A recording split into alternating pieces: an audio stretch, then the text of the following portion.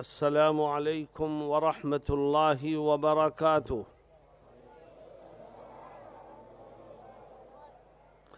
نعرے میں تو آواز بہت زور سے نکل رہی تھی، سلام کا جواب اتنے ہلکے سے، زور سے جواب دیجئے۔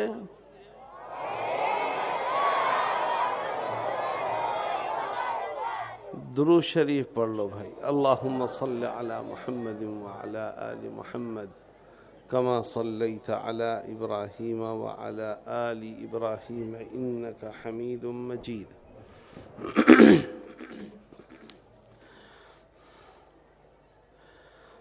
الحمدللہ، آواز کم کرو بھائی، کم کرو۔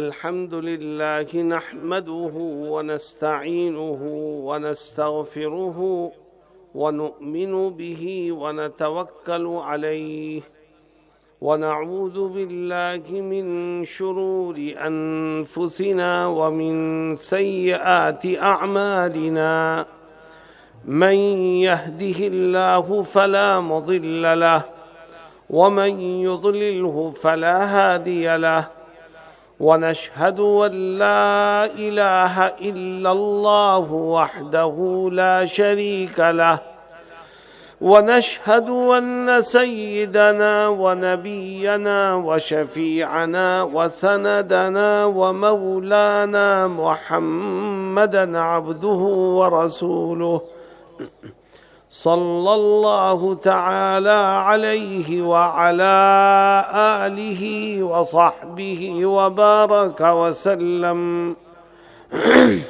اما بعد، اعوذ باللہ من الشیطان الرجیم، بسم اللہ الرحمن الرحیم۔ اینما تکونوا یدرک الموت ولو كنتم في بروج مشيدة صدق الله مولانا العظيم۔ حضرات علماء کرام، معزز حاضرین، نوجوان ساتھیوں، مجھے آپ سے دو شکایتیں ہیں۔ میں چاہتا ہوں پہلے میں اپنی شکایتوں کو رکھ دوں، اور میں یہ اس لیے رکھ رہا ہوں ان شکایتوں کو تاکہ آگے، بھائی آواز کم کرو، اسے چھیڑو مت، آواز کم کیجئے، جیسا تھا ویسے ہی کر دیجئے۔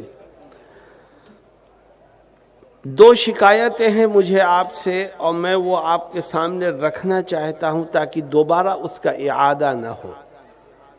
پہلی شکایت یہ کہ میں کوئی سیاسی لیڈر نہیں ہوں، میں خادم ہوں، اور جس طرح آپ نے میرا استقبال کیا ہے وہ کسی خادم دین کا نہیں ہوتا، سیاسی لیڈر کا ہوتا۔ آپ کو بہت سمجھ کر کے قدم اٹھانا چاہیے تھا۔ ایک دین کا خادم آ رہا ہے، کوئی سیاسی لیڈر نہیں ہے جس کو آپ کے ووٹوں کی ضرورت ہو، جس کو اسمبلی اور پارلیمنٹ کی سیٹوں کی ضرورت ہو۔ اس لیے اپنی محبت کا اظہار کرنے میں ہمیں دائرے میں رہنا ہے، اس سے باہر نہیں نکلنا ہے۔ آئندہ اس کا خیال رکھیں گے بھائی۔ دوسری شکایت مجھے کیا ہے، مجھے لا کے اسٹیج پر بٹھایا اور پھر استقبالیہ نظم میرے سامنے پڑھی جا رہی ہے، گویا میری تعریف میرے منہ پر کی جا رہی ہے۔ حضرت محمد مصطفیٰ صلی اللہ علیہ وسلم نے اس سے منع فرمایا ہے، اور یہاں تک فرمایا کہ اگر کوئی تیرے منہ پر تیری تعریف کرے تو اس کے منہ پر مٹی پھینک دے۔ ہم علماء کے مجمع میں اگر اس بات کا خیال نہیں رکھا جائے گا تو بتاؤ وہ کون سی مخلوق ہوگی جو نبی کے اس حکم پر عمل کرے۔ ہم خوش ہوتے ہیں، یہ کوئی خوشی کی بات نہیں ہے۔ محبت تو دل سے ہوتی ہے، احترام دل سے ہوتا ہے، عقیدت دل میں ہوتی ہے، الفاظ کی ضرورت نہیں ہے۔ ان باتوں کو میں نے اس لیے کہا تھا کہ آئندہ اس کا خیال رکھا جائے، اور علماء کے مجمع میں خاص طور پر اس طرح کی نامناسب حرکتیں نہیں ہونی چاہیے۔ دوستوں اور ساتھیوں، سب سے قابل تعریف سب سے بڑی ذات تو اللہ کی ہے. تعریف کرو تو اپنے رب کی کرو. کسی کے اندر جو بھی کمال ہے وہ اس کا اپنا ذاتی نہیں ہے، اللہ کا دیا ہوا ہے. لہذا قابل تعریف بھی اللہ ہی کی ذات ہے. ہم میں سے کسی کا کوئی اپنا ذاتی کمال نہیں ہے. اور اگر کسی کی تعریف کرنی ہی ہے تو اس کے اسٹیج پر آنے سے پہلے کرو، اس کو بٹھا کے کیوں سناتے ہو؟ حدیث شریف میں یہی منع کیا گیا، منہ پر مت کرو. یہ نہیں کہا گیا تعریف مت کرو، کہا منہ پر مت کرو. اور ہم منہ پر ہی کرتے ہیں، پیچھے کوئی نہیں پوچھتا کسی کو. منہ پر کی جائے گی تعریف؟ یہ کون سی عقل بندی کی بات ہے؟ میرے دوستوں اور ساتھیوں، یہ بڑی مبارک محفل ہے. یہ وہ محفل ہے جس کو قرآن کریم سے نسبت حاصل ہے. آپ کے سامنے ان بچوں نے قرآن کریم کی آخری صورتیں اور آخری آیات کی تلاوت کی. اللہ رب العزت نے اپنے کلام کو محفوظ رکھنے، یاد کرنے اور دل میں بسا لینے کی ان بچوں کو توفیق عطا فرمائی. اللہ رب العزت انہیں زندگی بھر قرآن کو محفوظ رکھنے کی توفیق سے بھی مالا مال فرمائے. اور آج ہم اور آپ اس مجلس میں ہیں. یہ مجلس در حقیقت قرآن کریم کی مجلس ہے. قرآن کو تمام کلاموں پر فوقیت حاصل ہے، اسی طرح قرآن کی مجلس کو بھی تمام مجالس پر فوقیت، عزت اور احترام حاصل ہے. اللہ رب العزت اس مجلس میں بیٹھنے والے ایک ایک فرد کو قبول فرمائے اور قرآن سے جڑنے کی ہمیں توفیق عطا فرمائے. میرے دوستوں اور ساتھیوں، اللہ رب العزت نے قرآن کریم میں ایک ایسی بات فرمائی ہے جس کو دنیا کا ہر انسان مانتا ہے، چاہے وہ ہندو ہو، مسلمان ہو، سکھ ہو، عیسائی ہو، جاہل ہو کہ پڑھا لکھا ہو. اللہ نے قرآن میں ایک بات ایسی کہی جس کو ہر انسان تسلیم کرتا ہے. اور وہ بات کیا ہے؟ اللہ رب العزت قرآن کریم میں یہ فرماتا ہے کہ میں نے جس کو بھی پیدا کیا ہے اس کو ایک نہ ایک دن موت کا مزہ چکھنا ہی پڑے گا. اس کو ہر ایک مانتا ہے. ہندو بھی مانتا ہے کہ ایک دن مرنا ہے، مسلمان تو مانتا ہی ہے، سکھ، عیسائی، دنیا کا ہر انسان اس بات کو تسلیم کرتا ہے کہ جو دنیا میں آیا ہے اس کو ایک نہ ایک دن موت کا مزہ چکھنا ہی پڑے گا. میرے دوستوں اور ساتھیوں، ساری دنیا میں مسلمان پریشان ہے. نہ اس کی جان محفوظ ہے، نہ اس کا مال محفوظ ہے، نہ اس کی عزت و آبرو محفوظ ہے. کیوں؟ صرف اس کی ایک ہی وجہ ہے کہ موت کا خوف اس کے دل سے نکل چکا ہے. جس کے دل میں موت کا خوف ہوگا، جس کو موت کے بعد کی زندگی کی فکر ہوگی، وہ کبھی بھی اللہ کی نافرمانیوں میں مبتلا نہیں ہوگا. اللہ کہتا ہے تم میں سے ہر ایک کو موت کا مزہ چکھنا ہے، اور دنیا کی کوئی طاقت کسی کو موت سے نہیں بچا سکتی. چنانچہ کیا کہتا ہے؟ اینما تکونوا یدرککم الموت ولو کنتم فی بروج مشیدہ. فرماتا ہے تم جہاں پر بھی ہوگے، جب وقت آ جائے گا تو موت تم تک پہنچ جائے گی. تم نے موت سے بچنے کے لیے ایک قلعہ بنایا بہت مضبوط، اور اس قلعے میں جا کے بیٹھ گئے. تو یاد رکھو، اللہ کہتا ہے جب تیری موت کا وقت آئے گا تو قلعے کی مضبوط دیواریں تیری حفاظت نہیں کر سکیں گی، اس کے بند دروازے تجھے بچا نہیں سکیں گے. موت تو آنی ہے. اور میرے دوستوں اور ساتھیوں، موت کوئی کھیل نہیں ہے. انسان کے جسم سے جان کا نکلنا یہ کوئی مذاق نہیں ہے. جناب رسول اللہ صلی اللہ علیہ وسلم اس تکلیف کا احساس کرتے ہوئے دعا کرتے ہیں اور فرماتے ہیں اللہم اعنی علی سکرات الموت، اللہم اعنی علی غمرات الموت. اے اللہ روح نکلتے وقت کی تکلیف میں تو میری مدد فرما۔ کون کہتا ہے؟ یہ آقائے دو جہاں سرور کائنات حضرت محمد مصطفیٰ صلی اللہ علیہ وسلم، اے اللہ موت کے وقت کی تکلیف میں تو میری رہنمائی فرما، مجھے عافیت نصیب فرما، میری مدد اور نصرت فرما۔ چنانچہ کیا فرمایا گیا؟ فرمایا یہ گیا کہ تم اگر کسی ایسے شخص کے پاس بیٹھے ہو جس کی جان نکل رہی ہے اور آخری وقت ہے بالکل، تو فرمایا تم اس سے یہ مت کہنا کبھی کہ کلمہ پڑھ، یہ مت کہنا کبھی۔ کیوں؟ وہ شدید تکلیف میں مبتلا ہے، اور اس وقت تم کہو کہ کلمہ پڑھ تو ہو سکتا ہے وہ الجھن میں مبتلا ہو کر کے انکار کر دے اور یہ کہہ دے میں نہیں پڑھتا، اور ادھر وہ انکار کرے اور ادھر اس کی روح کو قبض کر لیا جائے، تو موت کفر پر ہوگی۔ اس لیے تم اگر کسی ایسے شخص کے پاس بیٹھے ہو جس کی روح نکل رہی ہے تو تم اس سے کہو مت کہ کلمہ پڑھ۔ تو پھر کیا کریں؟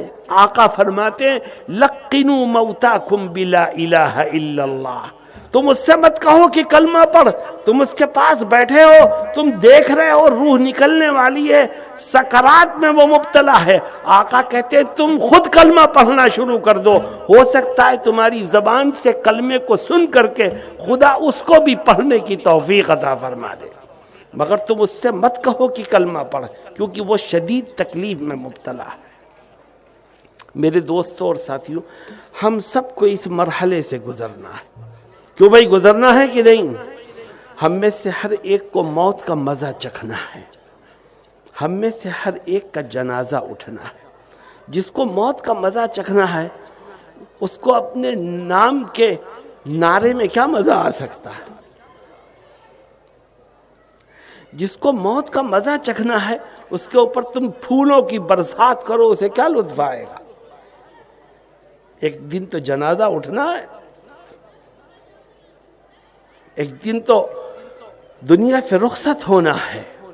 جناب رسول اللہ صلی اللہ علیہ وسلم فرماتے ہیں کہ جب انسان مرتا ہے تو وہ تین چیزوں کو چھوڑتا ہے، غور کرو انسان کے ساتھ ان تین چیزوں میں سے کون سی چیز دنیا سے اس کے ساتھ جاتی ہے؟ فرماتے ہیں جب انسان کے جسم سے جان نکلتی ہے تو وہ اپنے مال و دولت کو چھوڑتا ہے، نمبر 2 اپنے رشتہ داروں کو چھوڑتا ہے، اور نمبر 3 اپنے اعمال کو چھوڑتا ہے۔ فرماتے ہیں مرنے کے بعد جب میت کو غسل دے کر کفن میں لپیٹ کر اس کے جنازے کو گھر سے باہر نکالا تو مال و دولت نے تو اس کا ساتھ یہیں چھوڑ دیا۔ اب نہ روپے کی گڈیاں اس کے ساتھ جا رہی ہیں، نہ الماری کی چابیاں اس کے ساتھ جا رہی ہیں، نہ بینک کے کاغذات اس کے ساتھ جا رہے ہیں، تنہا ہے، اس کے دونوں ہاتھ خالی۔ فرماتے ہیں 3 میں سے ایک چیز نے تو ساتھ یہیں چھوڑ دیا، اب رشتہ دار اس کی میت کو اٹھا کر کے قبرستان کی طرف لے کے چلتے ہیں۔ فرماتے ہیں جب لوگ جنازے کو اٹھا کر قبرستان کی طرف لے کے چلتے ہیں تو مرنے والا بولتا ہے، اے آقا ہم نے تو کبھی سنا نہیں۔ فرماتے ہیں بولتا ہے وہ، اگر وہ نیک ہے تو کہتا ہے مجھے جلدی سے آخری ٹھکانے تک پہنچاؤ جہاں میرے رب نے میرے لیے نعمتوں کو تیار کر رکھا ہے، جنت کی بیش بہا سہولتیں میرے لیے مہیا کر رکھی ہیں، مجھے آخری ٹھکانے تک پہنچا۔ اور جو بدکار ہوتا ہے وہ بھی بولتا ہے اور وہ کہتا ہے کہ اے لوگوں تم مجھے کہاں بربادی کی طرف لے جاتے ہو، ہلاکت کی طرف لے جاتے ہو۔ اور جناب رسول اللہ صلی اللہ علیہ وسلم فرماتے ہیں انسان اور جنات کے سوا اس میت کی آواز کو زمین و آسمان کے درمیان رہنے والی ہر مخلوق سنتی ہے، بس انسان اور جنات نہیں سنتا اسے۔ میرے دوستو یہ رشتہ دار ہمارے اور آپ کے جنازے کو لے کر قبرستان تک پہنچیں گے، چارپائی قبر کے کنارے رکھی جائے گی اور جنازے کو قبر میں اتار دیا جائے گا۔ میں تم سے پوچھتا ہوں کہ جب قبر کو بند کرنے کا ٹائم آئے گا تو کیا ہمارے رشتہ داروں میں سے کوئی ہمارے ساتھ قبر میں لیٹنے کو تیار ہوگا؟ تیرا باپ بھی کھڑا ہوگا، تیرا بھائی بھی کھڑا ہوگا، تیرا دوست بھی کھڑا ہوگا، تیرے دیگر اعزاء و اقارب موجود ہوں گے، لیکن سب تنہا تجھے قبر میں لٹا کر کے اور قبر کو بند کر دیں گے، ان میں سے کوئی بھی تیرے ساتھ جانے کو تیار نہیں ہوگا۔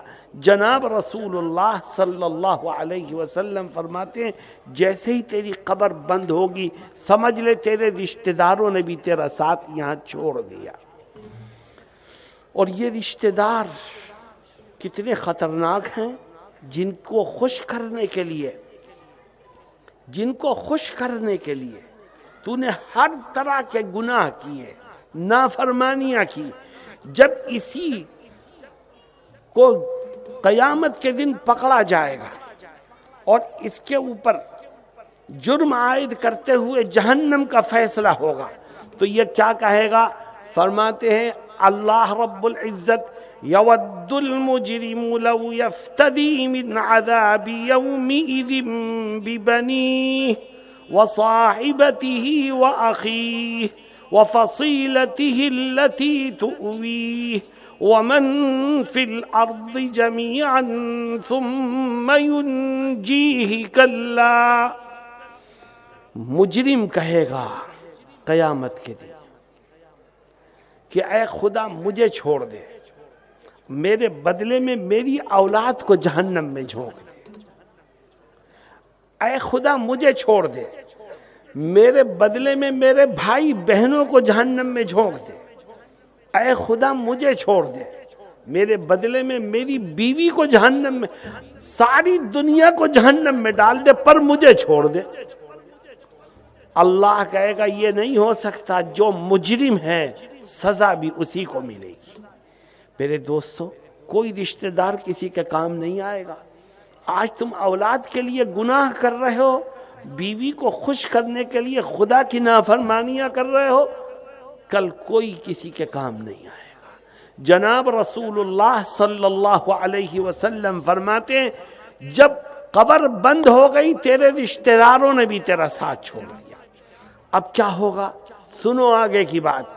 فرماتے ہیں اللہ رب العزت اس میت کے اندر اس کے جسم میں روح کو واپس کر دے گا۔ رشتہ دار جب قبر بند کر کے واپس ہونے لگیں گے تو انہو لیسمع قرع نعالہم، تو وہ قبر کے اندر بیٹھے بیٹھے اپنے قرابت داروں کے واپس جانے کے جوتے کی آواز کو سن رہا ہوگا اور رو رہا ہوگا کہ لو بھائی یہ مجھے تنہا انہوں نے بند کر دیا اور اب چھوڑ کر کے سب واپس جا رہے ہیں۔ ان کے جوتے کی آواز کو وہ قبر میں بیٹھے بیٹھے سنے گا۔ اور پھر کیا ہوگا؟ جو باتیں میں کہہ رہا ہوں ہم میں سے ہر ایک کو اس کا سامنا کرنا ہے۔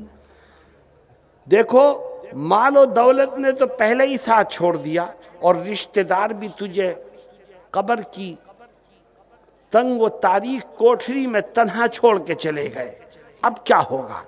جناب رسول اللہ صلی اللہ علیہ وسلم فرماتے ہیں کہ اگر انسان نیک ہے تو اس کے ساتھ یہ ہوگا کہ اس کی قبر کا ایک کونا پھٹے گا اور اس کونے سے ایک بہت خوبصورت انسان قبر میں داخل ہوگا۔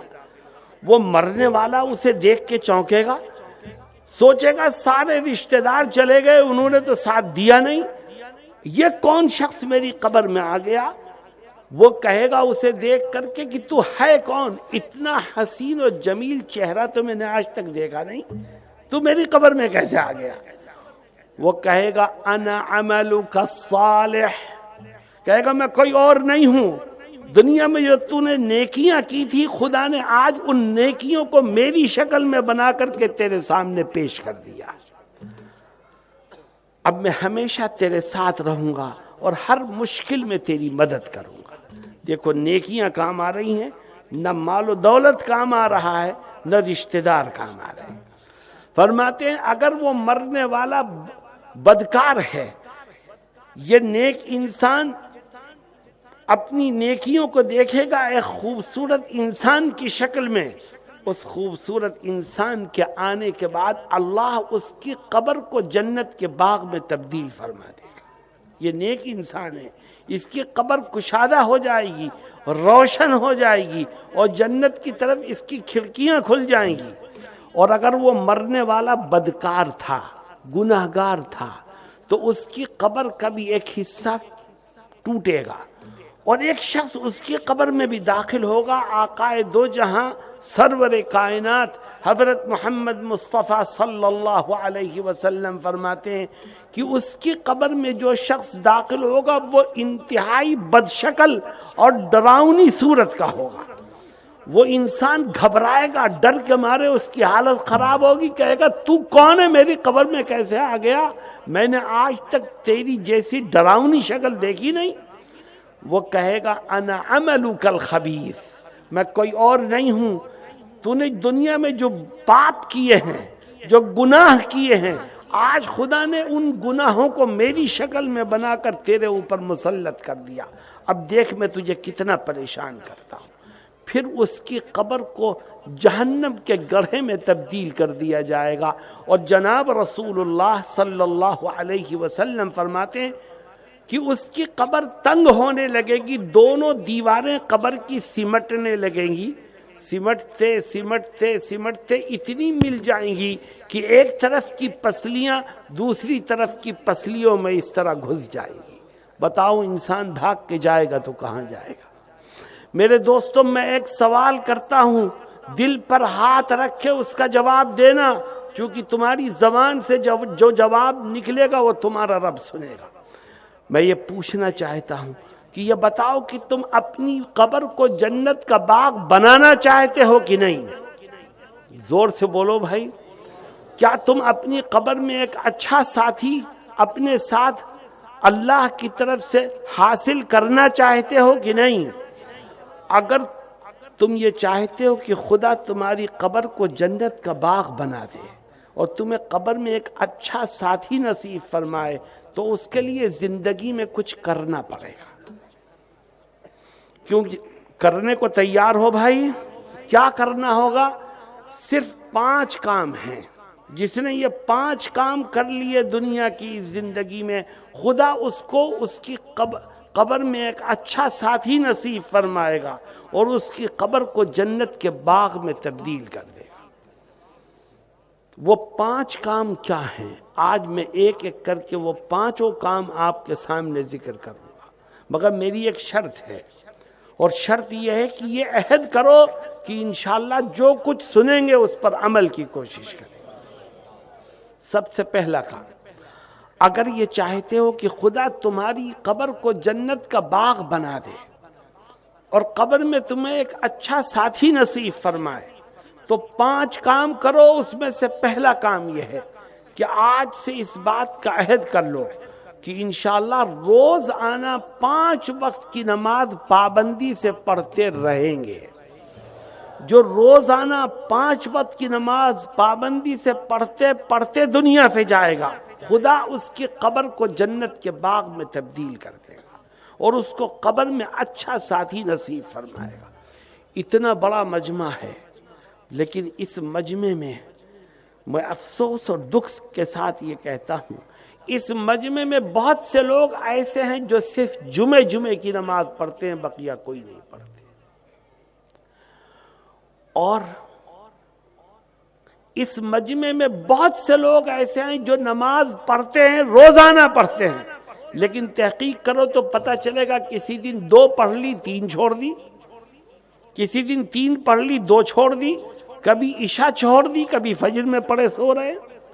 یاد رکھو, جو صرف جمعے کی نماز پڑھے یا 2 پڑھے 3 چھوڑے, 3 پڑھے 2 چھوڑے, تو وہ اپنی من چاہی نماز پڑھتا ہے, خدا کی چاہی نماز نہیں پڑھتا.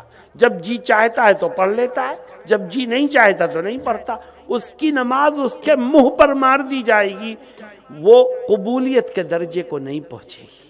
میرے دوستوں اور ساتھیوں, آج سے طے کرو کہ بیمار ہوں گے تب بھی پڑھیں گے, صحت مند ہوں گے تب بھی پڑھیں گے, جی چاہے گا تب بھی پڑھیں گے, جی نہیں چاہے گا تب بھی پڑھیں گے, اور انشاءاللہ پڑھتے پڑھتے مریں گے اور مرتے مرتے پڑھیں گے.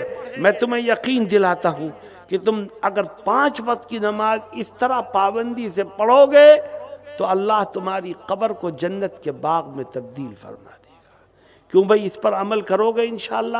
یہ نوجوان بیٹھے ہوئے ہیں، آج مسلم نوجوان نماز کی طرف سے جتنی غفلت برت رہا ہے، شاید تاریخ میں اس سے پہلے مسلمانوں نے نماز کو اس طرح ضائع نہ کیا ہو جتنا آج کر رہا ہے۔ اور آدمی کے ذہن میں کیا ہے کہ میاں نماز اگر چھوٹ گئی تو کیا ہوا، میں نے 5 حج بھی تو کر رکھے ہیں،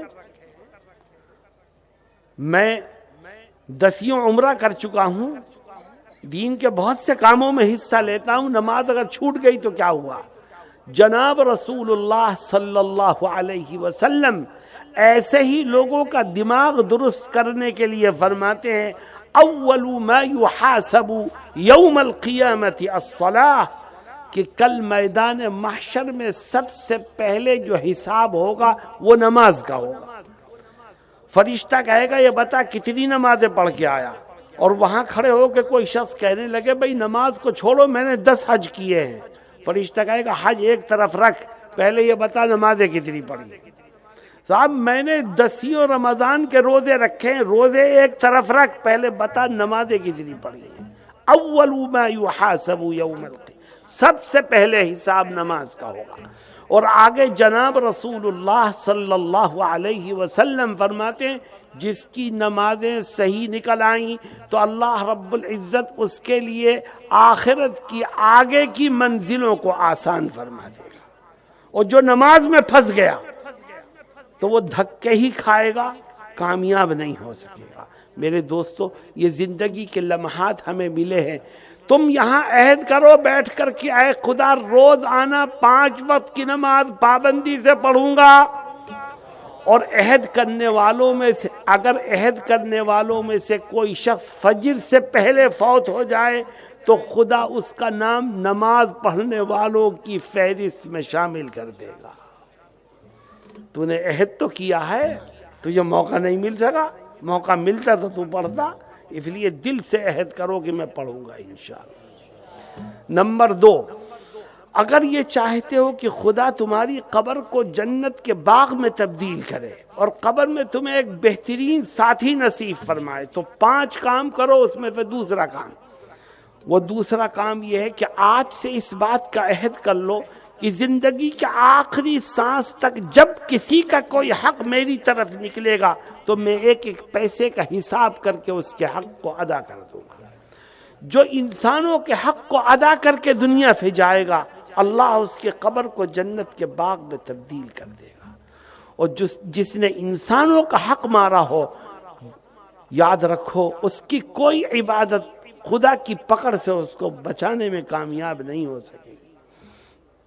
آج مسلمان ایک دوسرے کا حق مار رہا ہے، چہرے پر داڑھی بھی ہے، سر پر ٹوپی بھی ہے، مسجد کی اگلی صف میں بھی دکھائی دے گا، لیکن اس کی زندگی میں جھانک کے دیکھو تو پتہ چلے گا بھائی کا حق مار رکھا ہے اس نے، بہن کا حق اس نے دبا رکھا ہے، کاروبار میں شریک پارٹنر کو دھوکہ دے رکھا ہے۔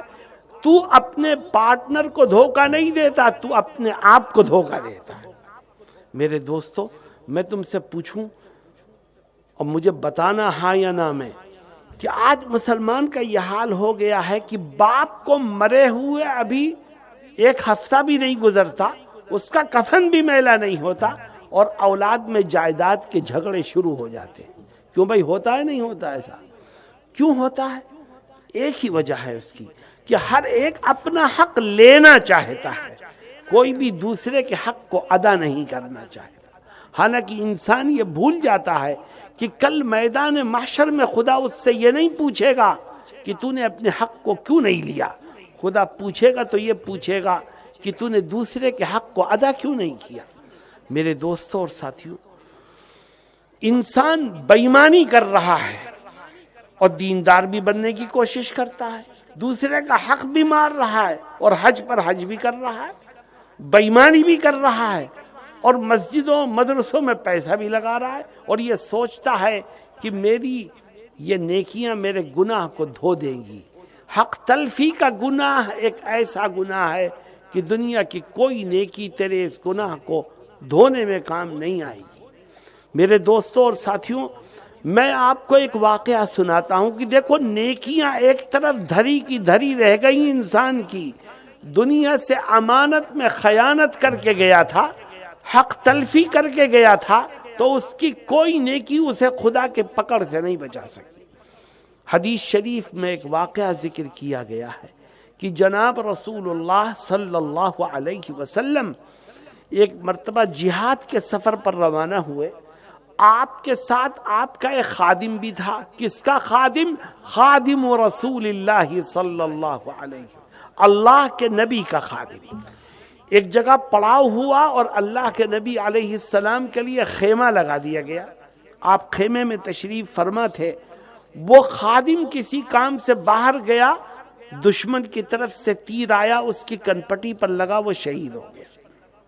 صحابہ کرام آپ کی خدمت میں حاضر ہوئے اور کہنے لگے آقا، اللہ نے آپ کے خادم کو شہادت کا مرتبہ عطا فرما دیا۔ آپ کیا کہتے ہیں؟ آپ خاموش ہو گئے۔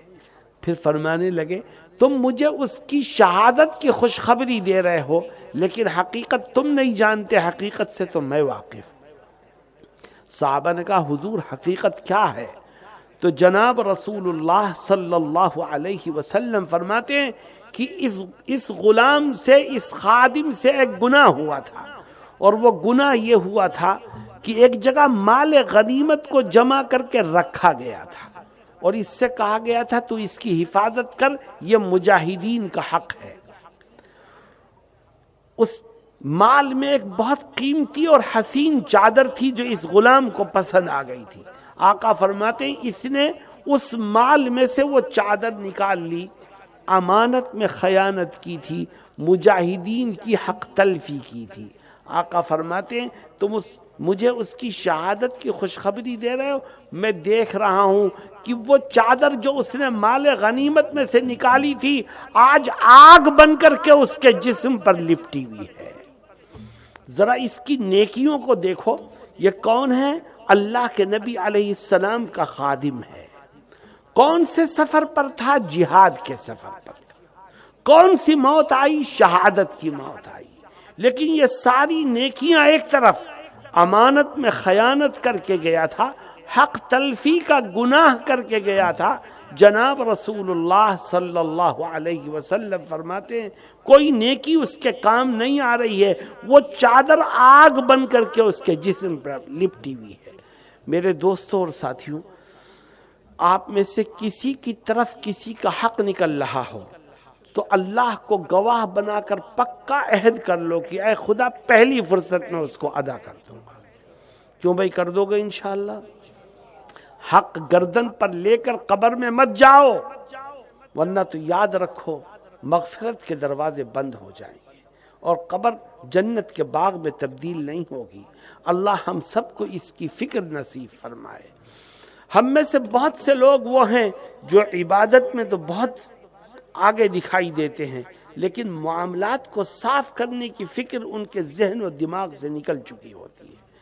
وہ کیا سمجھتے ہیں کہ ہم دین کے کام میں حصہ لے لیں، ہم 40 دن اور 4 مہینے کے لیے نکل جائیں، ہم مدرسے اور مسجد کے اندر کام کرنے لگیں تو ہم جنت کے ٹھیکیدار بن جائیں گے۔ نہیں، اگر مسجد اور مدرسے میں کام کر کے، جماعت میں وقت لگا کر کے بھی تیرے معاملات صاف نہیں ہوئے تو سن، خدا کے ہاں تیری کوئی نیکی تجھے اللہ کی پکڑ سے نہیں بچا سکے۔ معاملات کو صاف کرو اور جس کا جو حق بنتا ہے اس کو ادا کر دو۔ کیوں بھائی کرو گے انشاءاللہ؟ دیکھو آدمی کو شیطان دھوکہ دیتا ہے۔ آدمی یہ سوچتا ہے میرے پاس 5 لاکھ روپے ہیں، اس میں 50,000 میری بہنوں کا ہے اور 1 لاکھ میرے بھائی کا ہے۔ مولوی صاحب کہتے ہیں دے دو۔ اگر میں نے بہن کو 50 دے دیے تو 5 میں سے 50 گئے، کتنے بچے؟ 4.5۔ اور اگر بھائی کو 1 دے دیا تو کتنے بچیں گے؟ تو میرے پیسے تو کم ہو جائیں گے۔ تیرے پیسے کم نہیں ہوں گے، شیطان تجھے دھوکہ دیتا ہے، یہ 3.5 تیرے لیے رزق حلال ہے، اللہ اس میں برکت عطا فرمائے گا، اور اس تھوڑے سے پیسے میں تیرے وہ کام ہو جائیں گے جو 50 لاکھ میں بھی نہیں ہو سکتے تھے۔ اپنے خدا پر بھروسہ کر، اس پر اعتماد کر، جس کا جو حق ہے وہ دے دے تو خدا رزق حلال میں وہ برکت عطا فرمائے گا جس کا آج تو تصور بھی نہیں کر سکتا۔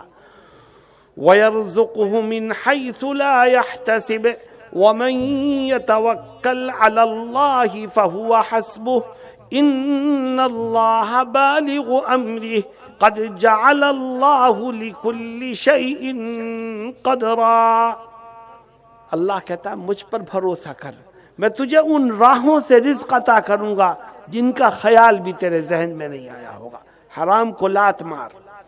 میرے دوستوں اور ساتھیوں، آؤ ہم طے کریں کہ انشاءاللہ جس کا جو حق ہماری طرف نکلے گا ہم اس کو پہلی فرصت میں ادا کر دیں گے۔ کیوں بھائی کرو گے انشاءاللہ؟ نمبر 3، اگر یہ چاہتے ہو کہ خدا تمہاری قبر کو جنت کے باغ میں تبدیل کر دے اور تمہیں قبر میں ایک بہترین ساتھی عطا فرمائے، تو ایک تیسرا کام بھی کرو۔ گجرات کے لوگوں غور سے سنو، وہ تیسرا کام کیا ہے؟ تم آج سے عہد کر لو کہ انشاءاللہ زندگی کے آخری سانس تک جو لقمہ میرے پیٹ میں جائے گا وہ حلال کا ہوگا۔ تمہارا کھانا حلال ہو، تمہارا کاروبار حلال ہو، تمہاری آمدنی حلال ہو، تو اللہ اس کی برکت سے تمہاری نیکیوں کو بھی قبول کرے گا اور تم کو جنت کا باغ قبر کی شکل میں عطا فرمائے گا۔ میرے دوستو، آج مسلمان کاروبار کر رہا ہے لیکن دولت کمانے کی ہوس اتنی ہے کہ وہ حرام و حلال کے فرق کو بھول چکا ہے۔ یہی بات ہے، یہی وجہ ہے کہ ساری رات تقریر کرو، وہ ایک کان سے سن کے دوسرے کان سے نکال دیتا ہے، اس کے دل پر کوئی اثر نہیں ہوتا۔ کیوں؟ اس کے جسم میں جو غذا پہنچ رہی ہے وہ حرام کی ہے، جو کمائی ہے وہ حرام کی ہے، جو کھانا پینا ہے وہ حرام ہے۔ تو اللہ رب العزت اس کو نیکیوں سے محروم کر دیتا ہے۔ جیسی غذا جسم میں پہنچے گی انسان کی سوچ و فکر بھی ویسے ہی ہوگی۔ اگر حلال غذا ہے تو نیکیوں کا شوق پیدا ہوگا، اور اگر حرام غذا ہے تو انسان کے اوپر نیک باتوں کا کوئی اثر نہیں ہوگا۔ میرے دوستوں اور ساتھیوں، آؤ ہم طے کریں کہ ہم تھوڑا کمائیں یا زیادہ کمائیں، انشاءاللہ ہر قیمت پر حلال کمائیں گے اور حرام سے اپنے دامن کو بچائیں گے۔ ہم جس شہر سے آ رہے ہیں آپ کے ہاں، اس کا نام ہے مراد آباد، وہ بھی ایک صنعتی شہر ہے۔ وہاں بہت بڑا کام ہے براس کا، پیتل کا، اور پیتل کی طرح طرح کی چیزیں بنتی ہیں اور ساری دنیا میں پہنچتی ہیں۔ میرے دوستوں اور ساتھیوں، میں تمہیں ایک واقعہ سناتا ہوں اور تم دیکھو اللہ رب العزت انسان کو آزماتا ہے۔ اس کے سامنے حرام بھی ہے، اس کے سامنے حلال بھی ہے۔ آزمائش ہوتی ہے کہ وہ لالچ میں پڑ کے حرام کو تو نہیں پکڑ لیتا، اگر لالچ میں پڑ کے حرام کو پکڑ لے گا تو رحمت کے دروازے بند ہو جائیں گے، اور اگر خدا کے خوف سے وہ حرام کو لات مارے گا تو فوراً حلال کے دروازے کھلتے چلے جائیں گے۔ تمہیں واقعہ سناتا ہوں۔ ایک نوجوان بالکل ینگ ایک دن میرے پاس آیا، بڑا سا بیگ اس کے ہاتھ میں، کہنے لگا مولانا صاحب ایک مسئلہ پوچھنا ہے۔ میں نے کہا بولو کیا بات ہے۔ اس نے وہ بیگ کھولا اور اس میں سے پیتل کا ایک بہت خوبصورت اور حسین گھوڑا نکال کے رکھ دیا میرے سامنے، پیتل کا بنا ہوا۔ کہنے لگا مولانا صاحب یورپ کے فلاں ملک سے مجھے اس کا آرڈر ملا ہے، یہ ایک جاندار ہے کی تصویر ہے، اس کا مجسمہ ہے، کیا میں یہ کاروبار کر سکتا ہوں؟ میں نے کہا تم میرے پاس کیوں آئے ہو؟ کہنے لگا وہ دل میں کچھ گھبراہٹ سی ہو رہی تھی۔ میں نے کہا دل میں گھبراہٹ ہو رہی تھی؟ کہنے لگا ہاں۔ میں نے کہا اللہ کے نبی علیہ السلام فرماتے ہیں سب سے بڑا مفتی ہر انسان کے سینے میں اس کا دل ہے۔ استفتی قلبک، جب کوئی کام کرو تو اپنے دل سے فتویٰ لیا کرو. دل میں خدا نے یہ طاقت رکھی ہے کہ وہ غلط کام سے روکتا ہے اور صحیح کام پر آپ کی رہنمائی کرتا ہے. تو تیرے دل میں دھڑکا ہو رہا تھا، یہ دلیل ہے اس بات کی کہ اس میں کچھ کمی ہے. سن، یہ حرام ہے جاندار کی تصویر یا مجسمہ بنانا، شریعت میں اس کی اجازت نہیں ہے، لہذا اس آرڈر کو کینسل کر دے. میں نے اس کو مسئلہ بتا دیا. اب وہ اٹھتا نہیں میرے پاس سے. 10 منٹ ہوئے، 20 منٹ ہوئے، آدھا گھنٹہ ہوا، اٹھتا ہی نہیں. میں نے کہا بیٹا تمہارا مسئلہ تو حل ہو گیا، اب جاؤ. تو کہنے لگا مولانا صاحب مجھے 10 لاکھ کا فائدہ اس آرڈر میں ہو رہا ہے، اگر میں منع کر دوں گا تو یہ 10 لاکھ کا فائدہ چلا جائے. میں نے کہا یہ 10 لاکھ کا فائدہ حرام کا فائدہ ہے، تو منع کر، دل کو مضبوط کر کے منع کر، خدا حلال کے دروازے کھول دے گا تیرے لیے. تو منع تو کر دی سے اور فکر مت کر. خیر وہ اٹھا اور ہمت کر کے کہنے لگا ٹھیک ہے میں آرڈر کو کینسل کر دیتا ہوں. میرے دوستو اب دیکھو خدا کس طرح مدد کرتا ہے اپنے بندوں کی اور سہارا کس طرح لگاتا ہے. ابھی 1 ہفتہ بھی نہیں گزرا تھا، 10 دن نہیں گزرے تھے، وہ نوجوان پھر میرے پاس آیا اور اب اس کے چہرے پر بڑی مسکراہٹ تھی، خوشی کا اظہار کرتا تھا. میں نے پوچھا کیا ہوا بیٹا؟ کہنے لگا کہ میرا دل کڑا کر کے اس آرڈر کو جو گھوڑے کا تھا کینسل کر دیا تھا. مجھے 10 لاکھ کا نقصان تھا مگر میں نے برداشت کیا، کینسل کر دیا. مگر پھر میرے رب نے میرے ہاتھ کو تھام لیا. ابھی 8 دن بھی نہیں گزرے تھے، یورپ ہی کے ایک دوسرے ملک سے مجھے پھول دان کا آرڈر ملا. اور مولانا صاحب آپ کو حیرت ہوگی کہ اس پھول دان کے آرڈر میں مجھے 12 لاکھ کا فائدہ ہو رہا ہے. میں نے 10 لاکھ حرام کے میرے سامنے آئے، میرے لات مار دیے، خدا نے حلال کا دروازہ کھولا اور 12 لاکھ کا فائدہ صرف 1 ہفتے کے اندر اندر. میں نے کہا اللہ جو کہتا ہے وہ سچ ہے، ہم یقین کرنے میں کوتاہی کرتے ہیں. میرے دوستو میں نے یہ واقعہ صرف اس لیے سنایا کہ کبھی حرام کا کوئی موقع آ جائے تو دل کو کڑا کر کے اس کو نظر انداز کر دو، ٹھوکر مار دو، اس یقین کے ساتھ کہ خدا مجھے اس کے بدلے میں حلال کی روزی عطا کرے گا. کیوں بھائی عمل کرو گے انشاءاللہ؟ میرے دوستوں اور ساتھیوں میں نے کہا تھا کہ اگر یہ چاہتے ہو کہ تمہاری قبر جنت کا باغ بن جائے اور قبر میں تمہیں ایک بہترین ساتھی مل جائے تو زندگی میں 5 کام کر لو. 5 میں سے کتنے کام آئے؟ زور سے بولو بھائی. نمبر 1 نماز، نمبر 2 دوسروں کے حقوق کو ادا کرنا، نمبر 3 رزق حلال کو کمانا اور کھانا، اور نمبر 4 میرے دوستوں میں ابھی پچھلے ہفتے سورت کی طرف تھا اور آج آپ کی طرف ہوں. گجرات کے مختلف علاقوں میں پروگرام ہوتے ہیں. میرے دل میں ایک دکھ ہے جس کو میں 4تھے نمبر کے طور پر آپ کے سامنے ذکر کرنا چاہتا ہوں. اگر یہ چاہتے ہو کہ تمہاری قبر جنت کے باغ میں تبدیل ہو اور تمہیں قبر میں اچھا ساتھی نصیب ہو جائے تو آج سے اس بات کا عہد کر لو کہ زندگی کے آخری سانس تک ہمیشہ اپنے رشتہ داروں اور خونی رشتوں کو قائم رکھیں گے اور کبھی کسی رشتہ دار سے اپنے رشتے ناطے کو نہیں توڑیں گے.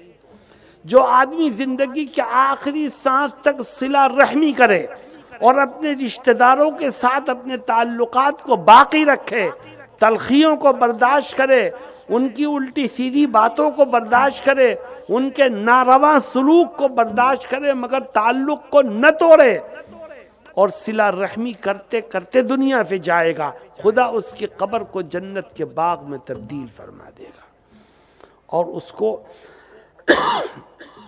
قبر میں ایک بہترین ساتھی نصیب فرمائے گا. آج ہمارے اس سماج میں ہو کیا رہا ہے؟ چھوٹی چھوٹی بات پر انبن ہوتی ہے اور بھائی بھائی کا چہرہ دیکھنے کے لیے تیار نہیں.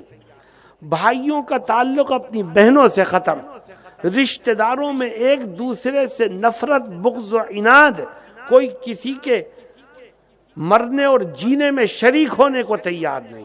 میرے دوستو میں پوچھتا ہوں تم سے کہ یہ بتاؤ کہ یہ خونی رشتے کس نے بنائے؟ بتاؤ بھائی. اللہ جس چیز کو خدا نے بنایا ہو اس کو توڑنے کا حق مجھے اور آپ کو کیسے ہو سکتا ہے؟ یہ خونی رشتے خدا نے بنائے ہیں، اس کو توڑنا نہ میرے ہاتھ میں ہے نہ آپ کے ہاتھ میں ہے۔ جو اس کو توڑے گا وہ خدا سے ٹکرانے کی کوشش کرے گا، اور جو خدا سے ٹکراؤ کے راستے کو اختیار کرے گا ناکامی کے سوا اس کے ہاتھ کچھ نہیں لگے گا۔ آج ہم میں سے بہت سے لوگ وہ ہیں جو فوراً اپنا عذر پیش کرتے ہیں کہ مولانا صاحب کیا کروں، میرے 3 بھائی ہیں، اس میں سے 2 بھائی بہت اچھا مجھ سے تعلق رکھتے ہیں تو میرا بھی ان سے تعلق ہے، اور 1 بھائی نہ مجھ سے تعلق رکھتا ہے نہ میرے دکھ سکھ میں شریک ہوتا ہے تو میرا بھی اس سے تعلق نہیں ہے، آنا جانا نہیں ہے، ملنا جلنا نہیں ہے۔ تو جناب رسول اللہ صلی اللہ علیہ وسلم کیا کہتے ہیں دیکھو، اور آقا کی باتوں کو سمجھنے کی کوشش کرو۔ فرماتے ہیں جو بھائی تیرے ہاں آتا ہے اگر تو بھی اس کے ہاں جائے، جو تجھ سے ملتا ہے تو اس سے مل، جو تیرے دکھ درد میں شریک ہوتا ہے تو اس کے دکھ درد میں شریک ہو، تو یہ ملنا جلنا صلہ رحمی نہیں ہے، یہ تو بدلے کا ملنا ہے۔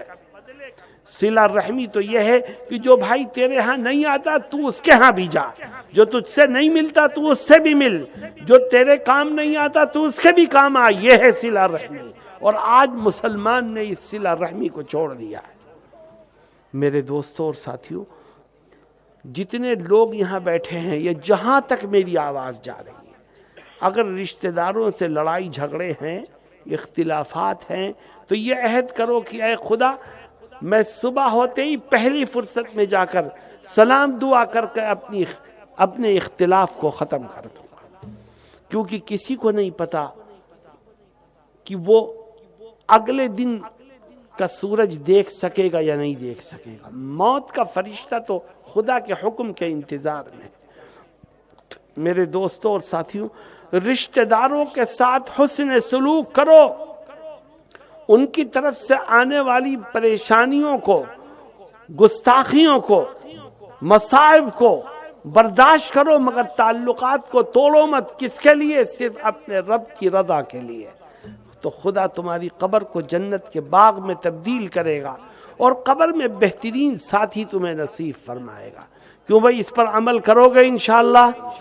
آخری چیز میرے دوستوں اور ساتھیوں، جنازے ہم میں سے ہر ایک کے اٹھنے ہیں، قبر میں ہم میں سے ہر ایک کو جانا ہے، اور وہاں کوئی کسی کا ہمدرد، مونس، غمخوار نہیں ہوگا، ہر ایک کے ساتھ صرف اس کا اپنا عمل ہوگا۔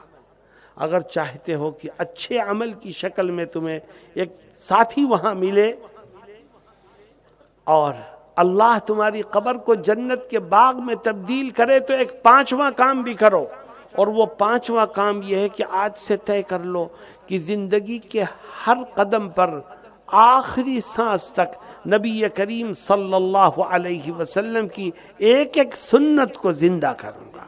جو آقا کی سنت پر عمل کرتے کرتے دنیا سے جائے گا، خدا اس کی قبر کو جنت کے باغ میں تبدیل کرے گا، اور اس کو قبر میں ایک بہترین ساتھی نصیب فرمائے گا۔ مسلمانوں، مجھے افسوس اور دکھ ہے اس بات کا کہ آج نبی کی سنتوں کو نقصان یہودیوں سے نہیں پہنچ رہا ہے، کافروں سے نہیں پہنچ رہا ہے، عیسائیوں سے نہیں پہنچ رہا ہے، اللہ کے دشمنوں سے نہیں پہنچ رہا ہے۔ آج نبی کی سنتوں کو نقصان خود مسلمانوں سے پہنچ رہا ہے۔ مسلمان دوسروں کی نقل اتار کے اپنے آپ کو ماڈرن دکھانا چاہتا ہے۔ تیری ماڈرنٹی یہودیت کی نقل اتارنے میں، یہودیوں کی نقل اتارنے میں تیری ماڈرنٹی نہیں ہے، عیسائیوں کی نقل اتارنے میں تو ماڈرن نہیں بنے گا۔ غیروں کی نقل اتار کے ایک مسلمان ماڈرن بنے گا تو محمد الرسول اللہ صلی اللہ علیہ وسلم کی نقل اتار کے ہی ماڈرن بن سکتا ہے۔ کیوں؟ آج ہم جس کی نقل اتار رہے ہیں وہ کون ہیں؟ وہ اللہ کے دشمن ہیں۔ کل ہوگا کیا؟ جناب رسول اللہ صلی اللہ علیہ وسلم فرماتے ہیں من تشبہ بقوم فہو منہم، کل قیامت کے دن خدا کی طرف سے یہ اعلان ہوگا کہ دنیا میں جس نے جن لوگوں کی نقل اتاری ہے آج اس کا حشر بھی انہی لوگوں کے ساتھ ہوگا۔ تو یہودیوں کی نقل اتارنے والے، عیسائیوں کی نقل اتارنے والے، کافروں اور مشرکوں کی نقل اتارنے والے اپنے انجام کو سمجھیں۔ اللہ کی طرف سے اعلان ہوگا کہ تمہارا حشر بھی انہی لوگوں کے ساتھ ہوگا جن کی تم نے دنیا میں نقل اتاری تھی۔ اللہ ہم سب کو اپنے حبیب حضرت محمد مصطفیٰ صلی اللہ علیہ وسلم کی نقل اتارنے اور آپ کی سنتوں کے مطابق زندگی گزارنے کی توفیق عطا فرمائے۔ میرے دوستوں اور ساتھیوں، صرف ایک آیت سنا کے اپنی بات کو ختم کروں گا۔ آپ اس طرح بیٹھے ہو کہ میں رات بھر بولتا رہوں تو ایسا لگتا ہے رات بھر آپ بیٹھے رہے۔ کیوں میں بیٹھے رہو گے؟ لیکن رات بھر سننا یہ کوئی کمال کی بات نہیں ہے۔ آدمی تھوڑا سا سنے لیکن جو سنے اس پر عمل کرے، یہ ہے کمال کی چیز۔ اللہ قرآن کریم میں کیا کہتا ہے؟ فرماتا ہے کہ دیکھو جو سنو اس پر عمل کرو ورنہ تمہاری پکڑ ہوگی آخرت میں۔ تم نے کتنی باتیں سنی ہیں بھائی؟ 5 باتیں سنی ہے، بھولو گے تو نہیں، اور اگر بھول گئے تو کیا ہوگا؟ ایک صاحب یوں کہیں کہ صاحب میں بھولا نہیں ہوں، 5 کی 5 یاد ہیں مگر عمل ان میں سے کسی ایک پر نہیں ہے، پھر یاد رکھنے کا فائدہ کیا ہوا؟ یاد بھی رکھوں گا، عمل بھی کروں گا، اور اگر بھول گئے یا عمل نہیں کیا تو ہوگا کیا؟ چند آیتیں سنا کے بات کو ختم کرتا ہوں۔ اللہ رب العزت قرآن میں کیا کہتا ہے؟ فرماتا ہے وَمَنْ أَعْرَضَ عَنْ ذِكْرِي فَإِنَّ لَهُ مَعِيشَةً ضَنْكًا وَنَحْشُرُهُ يَوْمَ الْقِيَامَةِ أَعْمَى۔ اللہ کہتا ہے جس نے میری باتوں کو سنا اور اس پر عمل کرنے کے بجائے پیٹھ دکھا کے واپس ہو گیا، جس نے میری باتوں کو سنا اور دوسرے کان سے نکال دیا، عمل نہیں کیا، تو اسے کیا ملے گا؟ اللہ کہتا ہے میں اسے 2 طرح کے عذاب میں گرفتار کروں گا۔ فَإِنَّ لَهُ مَعِيشَةً ضَنْكًا، پہلا عذاب جو اس دنیا میں ملے گا وہ یہ ہے کہ جس نے میری بات کو سنا اور پھر انسنی کر دیا تو میں اس کو پہلا عذاب یہ دوں گا کہ میں اس کی زندگی کے چین و سکون کو چھین لوں گا۔ اس کے پاس سب کچھ ہوگا مگر چین و سکون نہیں ہوگا۔ کیوں؟ اس لیے کہ چین و سکون کسی دکان سے خرید نہیں سکتے، چین و سکون روپے پیسے سے نہیں مل سکتا۔ اللہ کہتا ہے الا بذکر اللہ تطمئن القلوب، اللہ کو یاد کر اور جو باتیں خدا کی تو نے سنی ہیں اس پر عمل کر، تبھی تیرے دل کو چین و سکون کی دولت میسر آئے گی۔ میرے دوستوں، کوئی سنے اور دوسرے کان سے نکال دے، اس پر عمل نہ کرے تو اس کو پہلا عذاب یہ کہ خدا اس کی زندگی کے چین و سکون کو چھین لے گا۔ اور دوسرا عذاب کیا ہے؟ فرماتے ہیں وَنَحْشُرُهُ يَوْمَ الْقِيَامَةِ أَعْمَى، اور دوسرا عذاب یہ ہوگا کہ کل قیامت کے دن ایسے شخص کو جب میں اس کی قبر سے اٹھاؤں گا تو اندھا کر کے اٹھاؤں گا۔